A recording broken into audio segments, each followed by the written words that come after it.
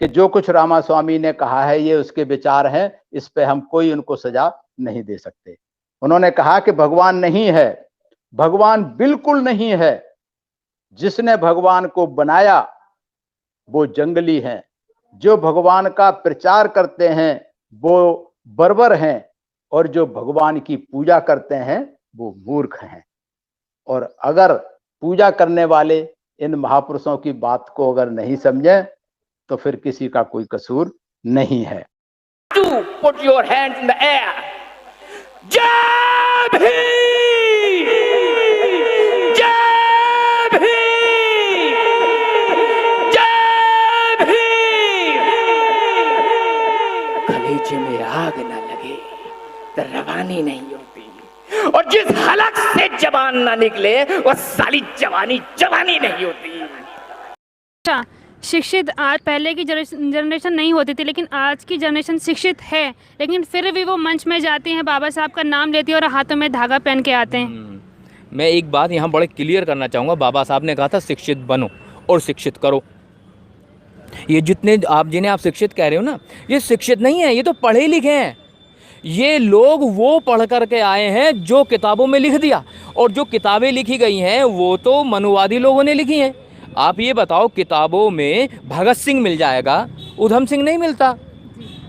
आपको किताबों में राष्ट्रपिता गांधी मिल जाएंगे, राष्ट्रपिता ज्योतिबा फूले नहीं मिलते।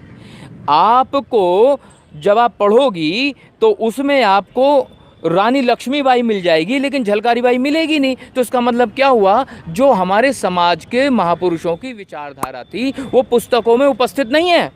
और वो जो पुस्तकें हैं, जो पुस्तकें लिखी गई हैं, वो मनुवादी लोगों के द्वारा लिखी गई हैं। तो ऐसे में जो हमारे लोग हैं वो शिक्षित नहीं है, वो पढ़े लिखे हैं। पढ़े लिखे कुछ इस कदर हैं, इतने पागल हैं। देखो क्या लिखा और इन्होंने क्या पढ़ा। पढ़े लिखों की बात बताता हूँ। जो मूर्ख पागल पाखंडी, किताबों में लिखा कि एक राजा थे, उनका नाम था राजा जनक। राजा जनक के यहाँ कोई भी संतान नहीं थी, तो राजा जनक को ऋषियों ने कहा कि अगर राजा रानी मिलके दोनों हल चलाएंगे तो इन्हें संतान की उत्पत्ति हो जाएगी। तो इन पढ़े लिखे से पूछो कि हल चलाने से संतान उत्पत्ति होती है कभी? उन्होंने मान लिया नहीं, ये ठीक बात है, एकदम सही कह रहे हैं। और राजा रानी हल चलाने लगे। अब वो हल चला रहे थे, हल चलाते चलाते वो हल एक जगह अटक गया। बड़ा जोर लगाया, हटा ही नहीं। फिर वहाँ गड्ढा खोदा तो देखा कि उसमें एक मटका निकला, घड़ा। अब घड़ा निकाला तो देखा घड़े में कन्या भी है। अब घड़े को फोड़ के कन्या निकाल ली और उस कन्या का नाम रखा गया सीता। और जितने भी ये पाखंडी पढ़े लिखे घूम रहे हैं, इन सब लोगों ने स्वीकार कर लिया। लेकिन मैं तो पागल हूँ ना, मेरी बुद्धि में नहीं आया। मैं अपने आप से सवाल पूछ रहा हूँ कि बच्चे अब खुदाई में निकलेंगे? बच्चे ना हो गए, ये हड़प्पा संस्कृति की खुदाई में निकलने वाली चीजें हो गई। बच्चा ना हो गया आलू हो गया, बच्चा ना हो गया मूली हो गया, जो खुदाई में निकल रहा है। इतनी मूर्खता, इतना पागलपन। ऐसे ही ये वो है जो इन्होंने लिख दिया और हम लोगों ने पढ़ लिया। ये बाकायदा लिखी हुई है किताबों में, इन मूर्खों ने लिखी है। एक कहानी और लिखी इन्होंने। एक ऋषि हुआ करता था, उसका नाम था ऋषि दुर्वासा। अब वो कुंती जहाँ रहती थी, कुंती राजा की बेटी थी, तो आए वहाँ, तो कुंती ने बड़ी सेवा करी उसकी। अब जब सेवा की तो वो कहने लगा, ऋषि बेटी मैं तेरे को मंत्र देकर जाऊँगा, और मंत्र ऐसा है जैसे वो मंत्र पढ़ेगी तो जिस देवताओं को तो बुलाना चाहिए आ जाएगा। तो ठीक है साहब, दे दो। उसने मंत्र दे दिया। अब किसी को कोई नई चीज़ मिले तो बड़ा खुश होता है, उसका इस्तेमाल करके देखे। नया मोबाइल आए तो मन करता है बार बार उसके बटन दबाए, तो उसे भी नया मिल गया वो। अब उसने वो मंत्र पढ़ दिया। मंत्र क्या पढ़ गया, वो तो ऐसे स्मार्टफोन हो गया कि विजेट खुल गए। बताओ कौन से देवता को बुलाना है? इंद्र को बुलाना है, वायु देवता को बुलाना है, वरुण को बुलाना है। अब उसने गलती से सूर्य देवता को बुला लिया। अब सूर्य देवता वहाँ प्रकट हो गए। सूर्य देवता आकर कह रहे, मतलब सूर्य, ये जो सूर्य दिख रहा है, सूर्य वहाँ पर आगे कह रहे हैं बता बेटा क्या चाहिए। नो जी भाऊजी मैं तो वैसे ही बुला रही थी, मैंने तो वैसे ही मंत्र पढ़ना, वैसे कुछ नहीं। अब तो मैं आ गया, मैं तुम्हें कुछ दे के जाऊँगा। कहूँ देखो साहब दे के क्या जाओगे, मुझे तो माफ़ी कर दो, गलती हो गई मुझसे। कि नहीं मैं तो ये पुत्र दे करके जाऊँगा। ओ भैया, ओ भाऊजी मेरी तो शादी भी नहीं हुई, तो मुझे पुत्र तो क्या कैसे?